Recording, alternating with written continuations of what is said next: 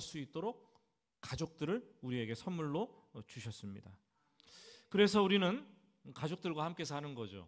그리고 가족들과 함께 살면서 행복을 찾아가고 있습니다. 하지만 그 가정이 항상 행복한 것만은 아니에요. 행복했으면 좋겠지만 행복하지 못할 때도 많이 있습니다.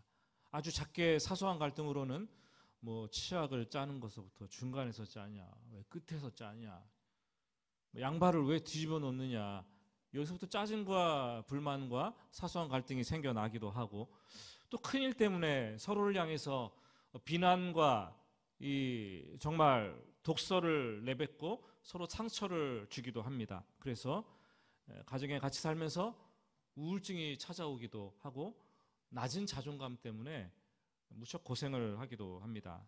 또한 자녀를 낳았는데 이 자녀들이 왜 이렇게 싸우는 거예요? 불철주야 싸우는 또 자녀들 때문에 부모 입장에서는 이 아이들을 어떻게 할까? 이 아이들을 어떻게 키우지? 고민하는 부모들도 또 있는 것을 보게 됩니다. 또 가족이라 해봤자 핵가족이기 때문에 몇 되지도 않는데 또 어떤 가정들은 편을 갈라요. 네 편, 내 편, 편이 나누어지고 그것 때문에 자녀들이 또 고통받을 수가 있는 거죠. 지금 여러분의 가정은 어떻다고 생각을 하십니까?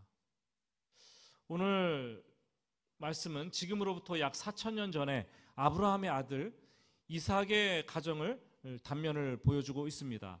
시대가 다르죠. 문화도 다르죠. 환경도 다르죠.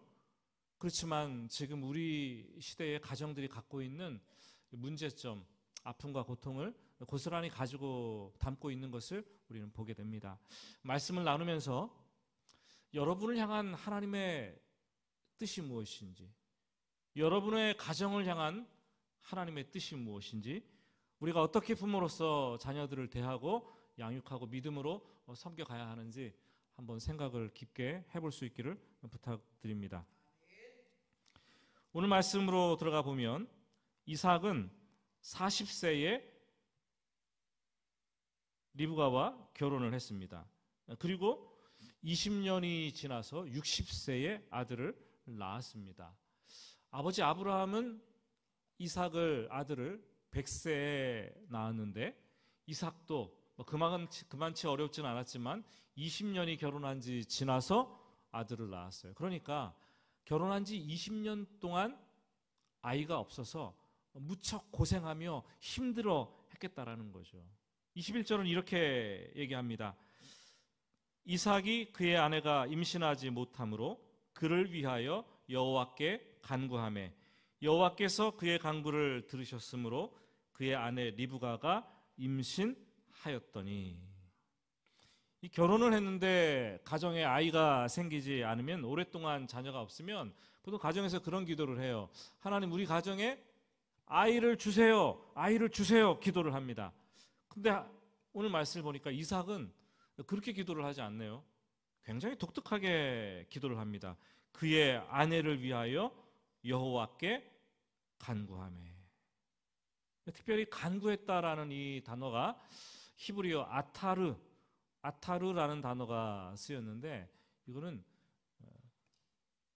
상대방을 위해서, 다른 사람을 위해서 중보기도할 때 쓰는 중보기도하다라는 단어라는 거죠. 그러니까 아이가 20년 동안 없는데 이삭이 기도하는데, 이삭의 기도의 초점은 나 자신이 서운한 게 아니에요. 우리 가정에 아이가 없다고 아이를 달라고 하는 그 필요를 위한 기도가 아니에요. 그 이삭의 기도의 초점은 사랑하는 아내, 그 아내가 얼마나 고통스러울까, 얼마나 힘이 들까, 마음이 아플까, 그것을 생각하면서 기도를 했다라는 거죠. 아내를 위해서, 아내의 고통을 위해서 중보기도하는 남편을 우리는 보게 됩니다. 하나님은 이삭이 아내를 위해서 기도했을 때 그 기도를 들으시고 응답해 주셨습니다. 우리는 보통 그렇게 생각하죠. 아내의 기도로 남편을 돕는다, 그렇게 생각하고 알고 있죠. 근데 오늘 말씀에서는 누구의 기도로 누가 도왔어요? 네, 남편의 기도로 아내를 도왔다는 거예요. 우리는 결혼하면은 뭐 다 남편이 있는 가정들은 다 똑같은 남편인 줄 알지만 남편도 좀 종류가 있습니다. 네 종류의 남편이 있대요. 여러분들이 잘 아는 것처럼 뭐 첫째는 애처가, 남편의 아내를 굉장히 사랑하는 거죠. 둘째는 공처가, 아내가 무슨 말을 하든지 다 그냥 잘 들어주고 순종하는 거예요. 세 번째가 뭔지 아십니까? 기처가. 아내가 무슨 말을 하면 설설 기는 남편이 있대요. 기처가. 넷째는 경처가, 아내가 무슨 말을 하면 온몸에 경련을 일으키는 남편이에요. 어떤 남편이십니까? 여러분의 남편이 어떤 남편이 되기를 원하십니까? 애처가가 되어야겠죠. 애처가가. 여러분, 남편이 아내를 사랑하는 남편이라면, 애처가라면 결코 소홀히 할 수 없는 일 딱 한 가지가 있는데, 그것은 남편이 아내를 위해서 기도하는 것입니다. 바로 아내를 위한 기도가 남편에게 있다라는 거죠. 우리 형제들 가운데 남편인데 아내를 위해서 기도하는 분들이 얼마나 되십니까? 아내의 고통을 생각하고 헤아려 보면서 중보기도하는 분들이 얼마나 되십니까? 질문을 던져봐야겠죠. 이 하나님의 마음을 움직일 수 있는 유일한 것은 기도입니다. 하나님께서 세우신 이 가장은 바로 가정의 남편들 아니겠습니까? 그 남편들은 기도를 하되 나의 필요를 위해서도 기도하고 가정의 필요를 위해서도 기도하고 자식들을 위해서도 기도를 하겠지만 가장 최우선적인 기도는 오늘 말씀에서 아내를 위해서 기도하는 것이라고 말을 하고 있습니다. 배우자를 위해서 기도할 때 하나님께서 들으시고 그 가정을 치유하시고 아내를 회복해 하시겠다라고 얘기를 합니다. 부부는 그렇게 사랑이 깊어지고 서로를 존중하며 하나님께서 그런 가정의 문제를 풀어주시는 거죠. 오늘 말씀에서 드디어 리브가가 임신을 하게 됩니다. 근데 예상치 못한 일이 일어나게 되죠. 22절입니다. 그 아들들이 그 태 속에서 서로 싸우는지라 그가 이르되 이럴 경우에는 내가 어찌할꼬 하고 가서 여호와께 묻자온대. 임신을 했는데 쌍태였어요.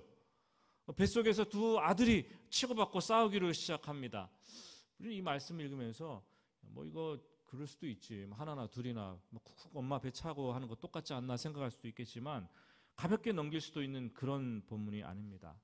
여기서 이 싸우다라는 히브리어 단어가 라차즈라는 단어인데 그렇게 흔하게 쓰이는 단어가 아닙니다. 그 법례를 보면은 사사기 9장 53절에는 한 여인이 이 적국의 장수를 죽이는데 높은 곳에서 이 맷돌 아시죠? 맷돌짝을 가져와서 떨어뜨려서 그 머리를 맞출 때 그 두개골을 깨서 부스러뜨려 죽일 때 라차즈라는 단어가 쓰여 있어요. 그러니까 얼마나 심하게 싸웠는지 이해가 되시겠죠. 또 다른 성경은 이사야 36장 6절인데 날카로운 갈대를 꺾어서 상대방의 손을 막 쿡쿡 찌를 때 그때 찌르는 그것을 싸우다라는 표현으로 바꾸어 사용되었습니다.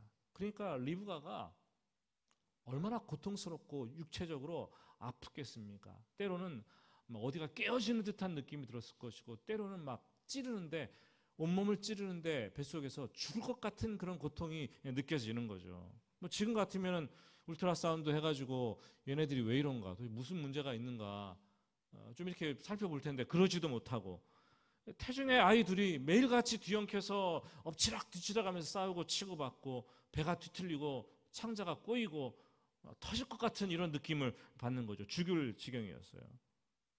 여러분 얼마나 고통스럽겠어요. 제가 이런 경우가 있나 의학적으로 이렇게 찾아봤더니 있더라고요. 쌍둥이 중에서 엄마의 태반과 엄마의 양수를 둘러싸고 있는 양막이잖아요. 양막을 함께 공유하는 이 단일 양막성 쌍둥이가 있대요. 단일 양막성 쌍둥이. 그러면 일란성 쌍둥이의 약 1% 정도를 차지하는 아주 희귀한 경우인데 좁은 하나의 이 양막 안에 이 두 태아가 공존을 하는데 임신 초기부터 서로 부딪히고 탯줄이 달라서 서로 이렇게 꼬이기도 하고 뒤엉키기도 하면서 잘못하면 둘 다 자궁 안에서 사망하는 경우가 있다고 하는 거죠. 그 둘이 같은 공간에 있다 보니까 서로 살아남기 위해서 다투고 경쟁하고 그렇게 본능적으로 싸운다고 합니다. 그리고 이 태반을 같이 공간에 있으니까 분만 과정에서도 둘이 먼저 나오는데 누가 먼저 나올까? 둘이 서로 같이 밀려 나오면서 여러 가지 문제가 생길 수도 있다고 합니다. 이 리브가가 이런 문제를 가지고 얼마나 답답하고 얼마나 힘들었으면 하나님께 이 문제를 가지고 기도 제목으로 가지고 나왔겠습니까? 이럴 경우 내가 어떻게 할까요? 하나님이 얘들이 왜 이익합니까? 어떻게 해야 됩니까? 기도하며 하나님께 이 고통을 호소하는 거죠. 어떠세요? 여러분은 요즘 자녀들의 문제 때문에 그 문제를 가지고 하나님께 나아가 좀 묻습니까? 하나님, 지금 얘들이 이런데 부모님 내가 어떻게 해야 될까요? 하나님 지금 이런 상황인데 이 자녀들을 어떻게 해야 할까요? 여러분 기도 좀 하십니까? 지금 리브가의 기도는 바로 그런 기도예요. 자녀를 위한 기도. 이 태중 두 아이의 싸움은 날이 갈수록 더 심각해지고 치열해지고 커져만 갑니다. 출산할 때 그 순간에도조차 먼저 서로 나가겠다고 싸우는 거죠. 25절, 26절을 봅시다. 먼저 나온 자는 붉고 전신이 털옷 같아서 이름을 에서라 하였고 후에 나온 아우는 손으로 에서의 발꿈치를 잡았으므로 그 이름을 야곱이라 하였으며 리브가가 그들을 낳을 때에 이삭이 60세였더라. 이 에서와 야곱은 쌍둥이지만 전혀 달랐습니다. 먼저 나온 에서는 이 강골이었어요. 야곱을 밀치고 나올 정도로 힘이 셌습니다. 근데 피부가 무슨 색이었어요? 붉었다고 되어 있습니다. 붉었다. 이 쌍태의 경우는요, 태반의 피가 한쪽으로 한 아이에게로 많이 가는데 그때 수혈 증후군이라는 것이 생겨가지고 한 아이가 굉장히 빨개진다는 거예요. 그리고 상대적으로 한 아이는 굉장히 희어진다라는 거죠. 이게 과학적으로 얘기를 하고 있다라는 거예요. 게다가 이 혈액이 많이 가니까 영양 공급도 그쪽으로 많이 가서 한 아이는 강골이 되고 한 아이는 약골이 되는 이런 형국이 된다는 거죠. 에서를 낳고 보니까 큰아들이 먼저 나오는데 건장한데 이 피부가 아주 빨갛습니다. 또 거기에다가 남성성을 상징하는 털이 머리부터 발끝까지 아주 수북하게 쌓여 있는 거예요. 머리에도 털, 어깨도 털, 온몸에 다 털털한 거예요, 그냥. 성격도 털털했을 거예요, 그죠? 그래서 이 에서라고 이름을 짓는데 에서라는 이름의 뜻이 털북숭이라는 뜻이에요. 털이 많은 자다.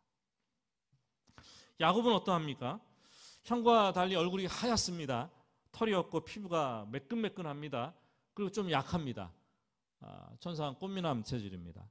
힘에서 완전히 밀렸죠. 그런데 오기가 있어요. 욕심이 발동합니다. 그래서 나오는데 뒤처지지 않으려고 형을 발꿈치를 탁 붙잡고 뒤쫓아서 나오게 되었다라는 거죠. 그래서 발꿈치를 잡은 자라는 뜻의 야콥, 제이콥이라는 이름을 짓게 됩니다. 한평생 이어질 형제들의 싸움이 그렇게 태중에서부터 출산의 과정을 거쳐서 이렇게 시작이 되었습니다. 어떤 집사님이 그런 얘기 하셨어요. 시장 보러 한 1시간 남짓 갔다 왔는데 이 집에 들어갔대요. 그런데 집이 막 난장판이 되어 있더라는 거죠. 그래서 가만 보니까 아들의 손을 보니까 아들의 손에 이렇게 피가 묻어 있다는 거예요. 시뻘겋게 피가 묻어요. 뭐야 이게 왜 그래? 그랬더니 두 형제가 피 터지게 싸운 거예요. 그야말로. 그 1시간 남짓한 시간에. 그 엄마가 표현하기를 형제의 난이다. 이거 형제의 난. 그렇게 오랫동안 싸우면서 부모가 힘들어하고 고통스러워하는 걸 봤어요. 왜 이렇게 싸우는가?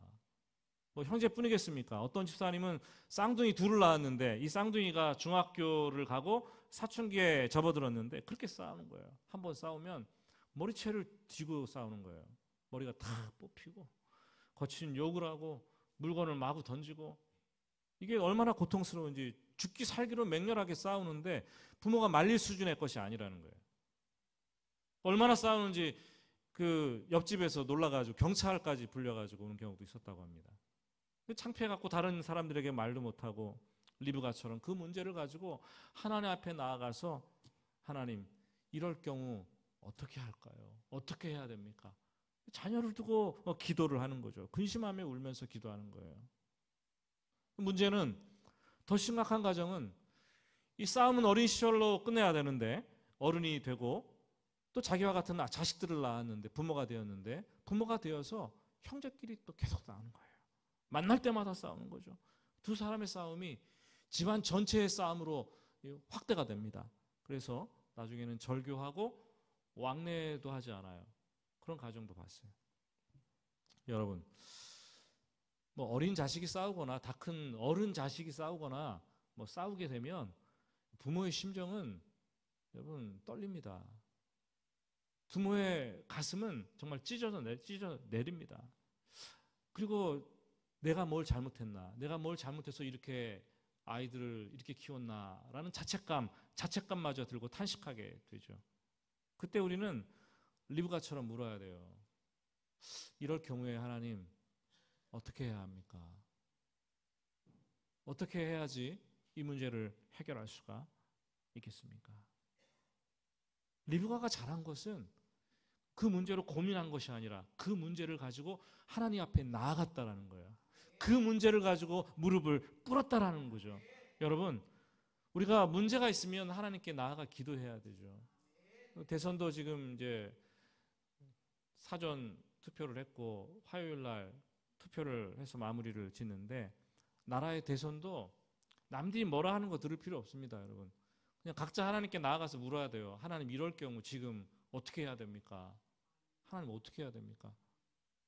이거 묻고 하나님께도 주시면 그대로 행동하면 되는 거예요. 뭐 몇 번을 찍어야 할까요?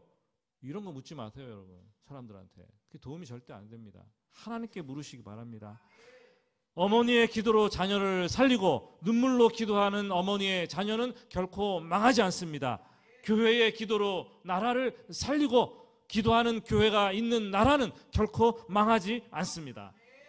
이 초대 교회의 교부였던 성 어거스틴, 얼마나 유명한 신학자였습니까? 그 젊은 시절에 쾌락을 쫓고 방탕하면서 시절을 보냈는데, 그가 회심한 이후에 이 세계 3대 고백록 중에 하나인 참회록을 씁니다.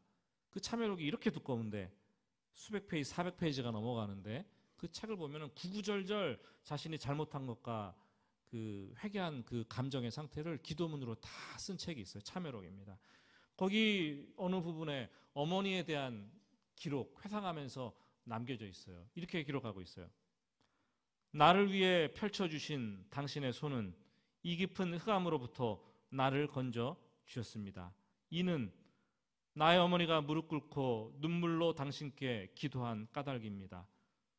당신의 신실한 여종인 나의 어머니는 보통 어머니들이 죽은 자식을 위해 우는 것보다도 살아있는 나를 위해서 더 울었습니다. 그 다음에 책에 마침표가 땡땡땡땡 계속 찍혀 있어요.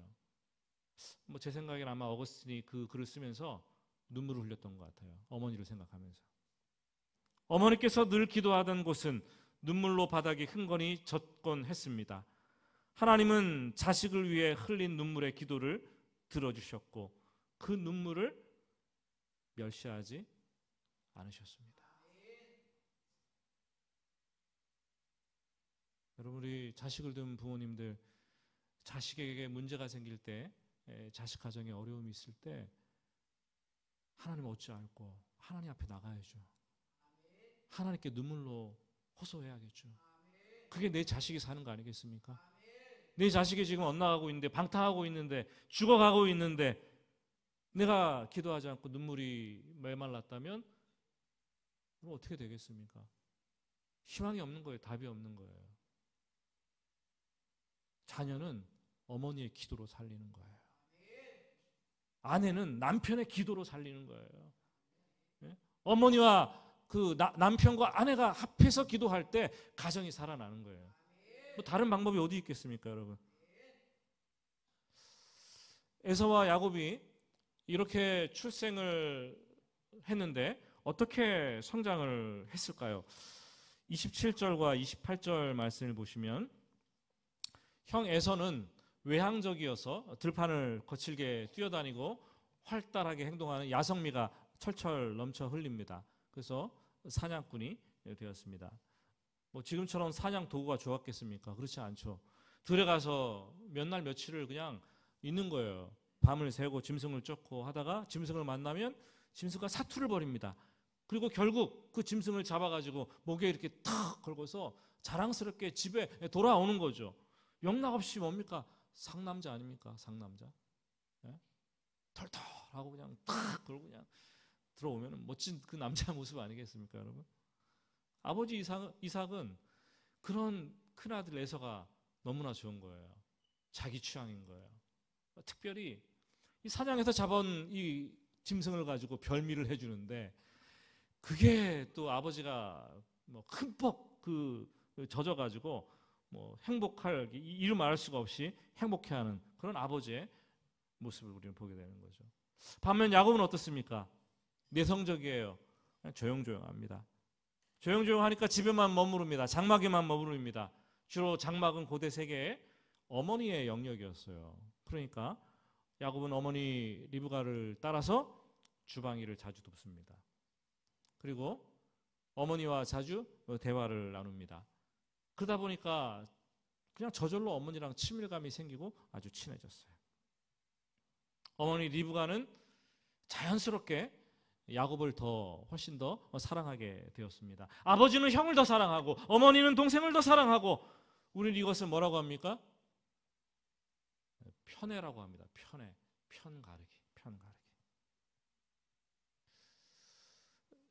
참 안타까운 가정의 모습이죠. 여러분도 편가르기를 하십니까, 집에서? 어떻게 갈랐습니까? 1대 3입니까?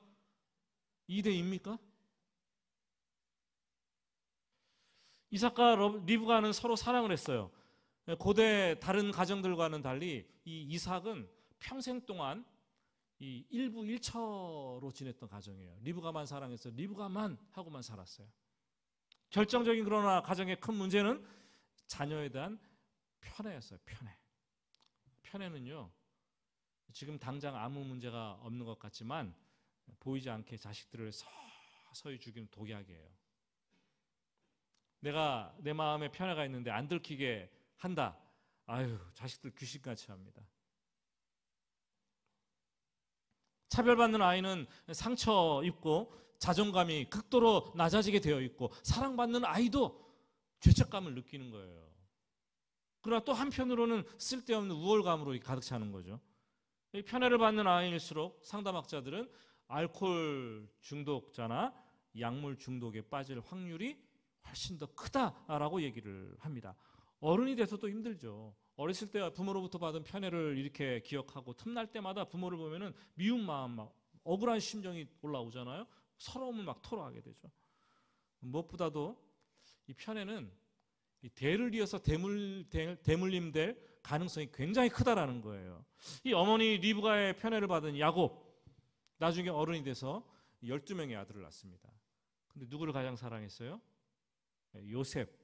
오직 유독 요셉만 편애를 합니다. 결국 나머지 형제들이 요셉을 극도로 미워하게 되고 요셉을 이국 땅에 팔아버리는 그런 일들이 일어나게 됩니다. 여러분, 편애는 또 다른 편애를 낳고 편애는 형제 우애를 깨트리게 되는 거죠.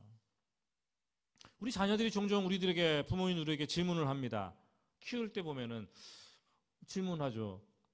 오빠와 나중에 엄마는 누가 더 좋아? 그럼 뭐라고 대답하셨어요? 예? 그러면 또 이렇게 질문하는 분들도 있어요. 동생과 내가 한 배에 탔어. 근데 둘 다 빠졌어. 아빠는 누굴 먼저 건져낼 거야? 누굴 먼저 건져내시겠습니까? 뭘 누굴 먼저 수영 못하는 분부터 건져내야죠. 근데 아이들이 이게 굉장히 심각한 질문이에요. 그때 부모는 이렇게 대답하죠. 야, 내 손가락이 10개인데 10손가락 다 깨물어봐라. 안 아픈 손가락이 있냐? 다 아프다. 근데 깨물어보면 덜 아픈 손가락이 있고 더 아픈 손가락이 있어요. 실제로 이 편애의 문제는 쉬운 문제가 아니에요. 마음이 가는 대로 어떡하겠어요. 또 행동으로 나타나게 되면 큰 문제가 되는 거죠. 결국 이삭과 리브가의 편애가 어떤 결말을 가져왔을까요? 23절 말씀을 우리 같이 한번 읽어보겠습니다. 23절입니다. 여호와께서 그에게 이르시되 두 국민이 내 태중에 있구나. 두 민족이 내 벽중에서부터 나누이리라. 이 족속이 저 족속보다 강하겠고 큰 자가 어린 자를 섬기리라 하셨더라. 하나님은요, 두 아이가 태중에 있을 때부터 그들의 인생과 그들의 운명을 그냥 그대로 다 디자인해 놓으셨어요. 이삭과 리브가는 부모로서 책임을 다하고 정성껏 하나님께 들은 말씀을 가지고 기억하면서 그냥 양육만 해나가면, 사랑을 주고 양육만 해나가면 되는 거죠. 나머지는 그냥 하나님께서 계획해 놓으셨으니까 하나님께서 다 알아서 하실 거예요. 그런데 이삭은 리브가가 하나님께 기도해서 이런 얘기를 들었는데 아내인 남편에게 얘기하지 않았겠어요? 얘기를 했겠죠.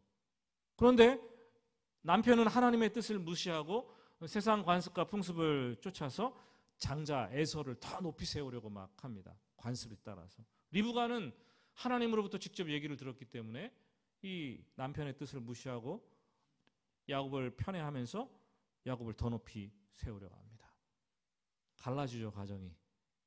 그리고 가정의 질서가 깨지고 그들의 편애는 도를 지나치게 되었습니다.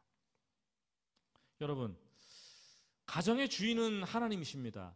그리고 가정의 가장은 누구예요? 남편입니다. 남편. 가장이라는 것은 가정의 제사장의 준말이라고 저는 생각을 합니다. 그래서 아내는 하나님의 뜻을 순종해야 되는 동시에 남편을 존중하고 남편의 뜻을 또 따라야 되는, 남편을 머리로 삼아야 되는 그런 가정이 만들어져야 되는 거죠. 마치 교회가 그리스도를 머리로 생각하는 것처럼, 여기는 것처럼 가정에서 아내가 남편을 머리로 여기고 존중하고 순종해야 하겠죠. 언젠가 제가 이런 얘기를 했어요. 남편은 가정의 머리입니다. 그랬더니 여성 어떤 집사님이 얘기하시더라고요. 손을 들고. 네, 목사님 맞아요.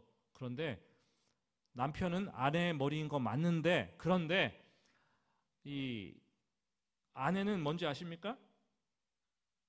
아내는 남편의 머리를 받치고 있는 목이에요, 목. 그래서 목은 머리를 마음대로 조정할 수 있어요. 움직이는 방향대로 따라와야 돼요. 이렇게 얘기하시더라고요. 웃어야 될지 울어야 될지 그 순간 그랬는데, 가정의 질서는 하나님이 주인이시고 남편이 머리이고 아내가 목인 것은 성경에 기록되어 있지 않았어요. 예? 어쨌거나 아내가 남편을 존중하고 순종하며 따라가야 되는데, 이 이삭과 리브가의 가정은 그렇게 하지 못한 거죠. 하나님의 뜻도 무시되었고 남편의 뜻도 무시되었고 부모로서 각각의 자녀들을 향해서 하나님의 뜻 분별하지 못했습니다.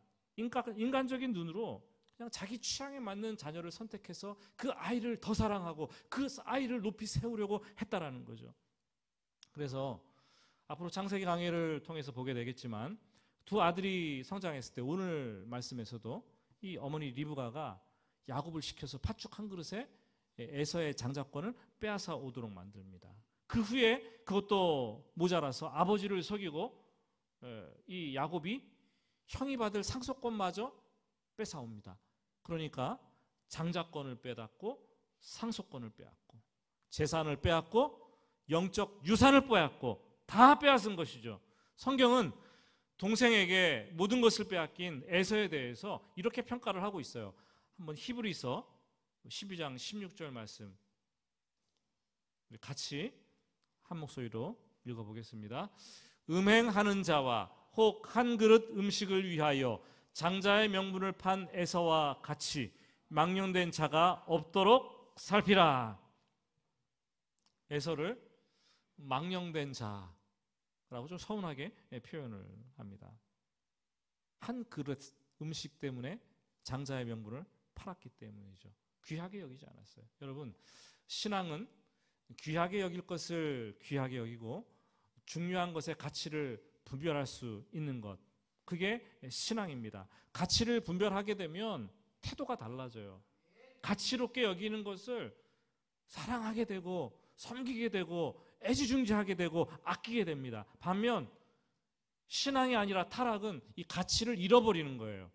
가치가 전도되는 거죠. 중요한 가치를 모르는 거예요. 오늘 이 시대에 사탄은 가치를 자꾸 바꿔놓는 작업을 하는 거예요. 겸손의 가치 바꾸어놓고 악함의 가치 바꾸어놓고 세상의 가치를 가장 최상의 것으로 올려놓으라고 한다라는 거죠. 여러분, 뭐가 중요한지 분별하지 못하고 진주를 돼지에게 던져주는 것 같은 그런 일을 하도록 우리 그리스도인들에게 만드는 거죠. 결국 에서는 망령되이 함부로 행동을 하게 됩니다. 그리고 나서 동생을 향한 분노의 칼을 빼어들었죠. 야곱은 그 결과 20년 동안 광야로 도망가서 객지에서 떠돌이 나그네 생활을 하며 살아가야 했습니다. 여러분, 저는 그런 생각을 했어요. 만약에 리브가와 야곱이 이 공모해가지고 팥죽 한 그릇에 형의 장자권을 빼앗아 오지 않았더라도, 또 야곱이 어머니와 공모해서 형의 이 유산권, 상속권까지 빼앗아 오지 않았다 하더라도, 인간적인 방법을 쓰지 않았다 하더라도 하나님께서는 어떤 방법이든지 하나님의 뜻대로 하나님의 때에 야곱을 높여 주셨을 거예요. 그런데 야곱과 리브가는 인간적인 방법을 사용했어요. 기다리지 못했어요. 그 결과 가정이 만시창이가 되는 그런 결과를 초래했습니다. 아버지 이삭은 거의 늙어 죽을 때까지 야곱을 보지 못했어요. 마지막에 야곱을 봤죠. 비로소 야곱을 대면하고, 야곱도 얼마나 돌고 돌아가는 험악한 인생을 살았습니까? 바로 왕 앞에 섰을 때 내가 130년 험악한 인생을 살았습니다. 이런 고백을 할 정도로 삶이 험악했습니다. 저는 말씀을 정리합니다. 가정의 배우자는 나에게 주신 하나님의 선물입니다. 남편은 아내를 위해서 기도하고 아내는 남편을 위해서 기도하면서 서로를 생생하게 살려내야 되는 거예요. 그래서 가정은 살림인 거예요. 살림살이를 사는 거예요. 살려내시기를 바랍니다. 가정의 자녀들도 하나님께서 부모인 나에게 주신 선물입니다. 동시에 부모를 성숙하게 만들어 가시는 하나님의 도구입니다. 자녀를 통해서 내가 성숙해지는 거예요. 그렇게 자녀를 보내주셨다라는 거죠. 믿음을 가진 부모들이라 할지라도 자녀 앞에 서면 늘 부족함을 느낍니다. 그래서 우리는 기도하는 거죠. 하나님, 이럴 땐 내가 어떻게 해야 됩니까? 기도로 나아가는 거예요. 그리고 하나님께서 말씀하시면 내 뜻대로 행하지 아니하고 인간적인 때에 인간적인 방법으로 행하지 않고 하나님의 뜻을 품고 기도하면서 아이를 키워내는 거죠.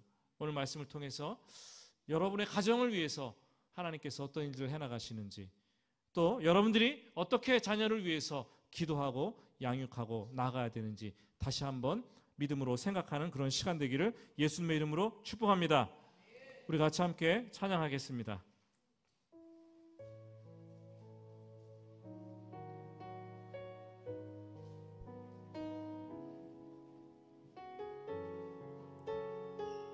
내 모습 이대로, 내 모습 이대로 사랑하시네. 연약한 그대로 사랑하시네. 나의 모든 발걸음 주 아시나니 인도하소서. 내 모습 이대로, 우리 가정의 모습 이대로, 우리 자녀들의 모습 이대로, 부모된 나의 모습 이대로 주님 사랑하시고 받으십니다. 사랑하시네. 나의 모든 발걸음 주가 하시나니. 나 인도하소서. 주의 날개 아래 거하는 것, 주의 임재 안에 거하는 것, 나의 가장 큰 소망, 나의 가장 큰 은혜, 주와 함께 동행하느니.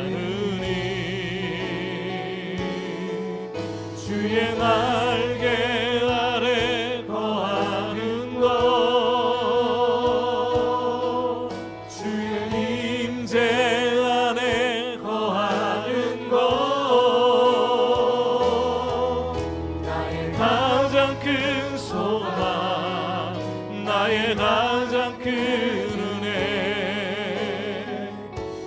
주와 함께 동행하느니.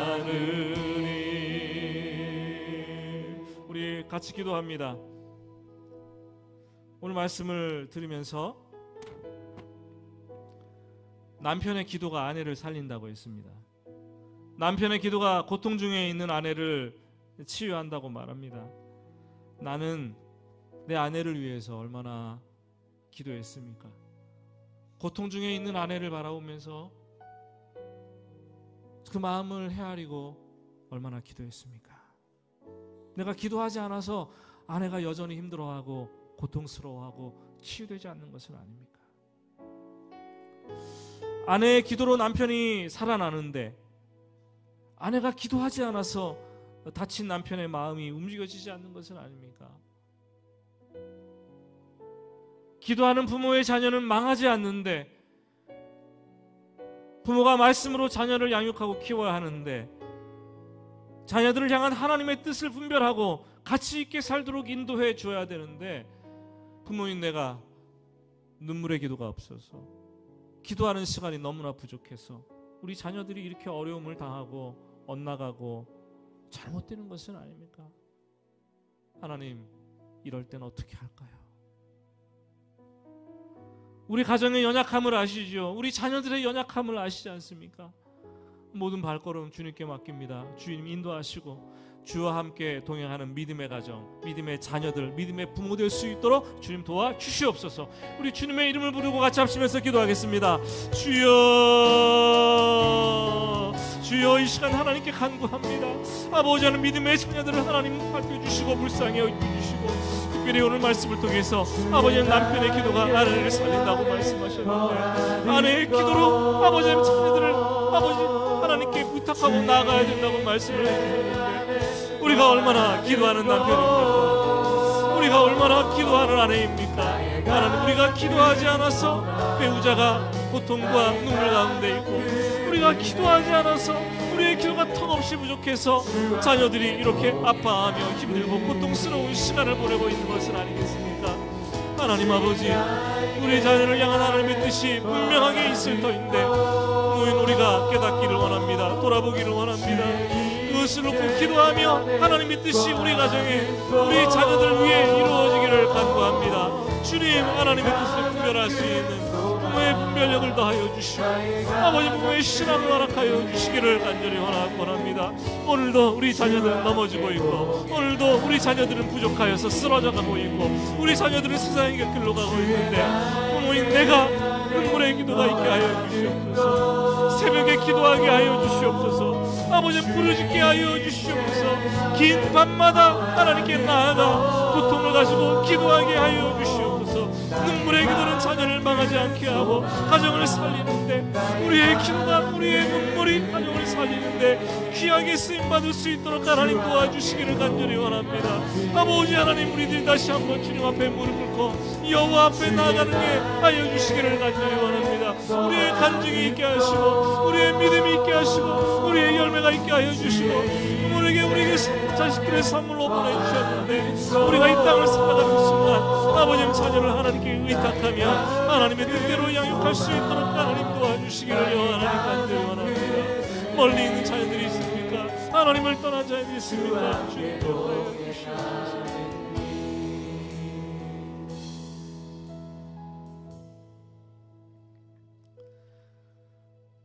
하나님, 부모인 내가 잘못 살아서, 기도하지 않아서, 말씀에 순종하지 않아서 내 자녀들이 이렇게 고통받고 있는 것은 아닙니까? 내 자녀들이 이렇게 돌고 돌아가는 험악한 인생을 사는 것은 아닙니까? 남편인 내가 기도하기를 원합니다. 아내인 내가 기도하기를 원합니다. 하나님 말씀하실 때 하나님의 인도하심을 구하고 하나님의 뜻대로 자녀들을 양육하며 자녀들이 하나님과 동행하는 인생 살 수 있도록 허락하여 주시옵소서. 말씀이 우리에게 가르치시는데 그 말씀을 거슬리지 않게 하시고 말씀을 순종하고 준행하면서 가정을 지켜내는 그 믿음 되게 하여 주시옵소서. 예수님의 이름으로 기도드립니다. 아멘.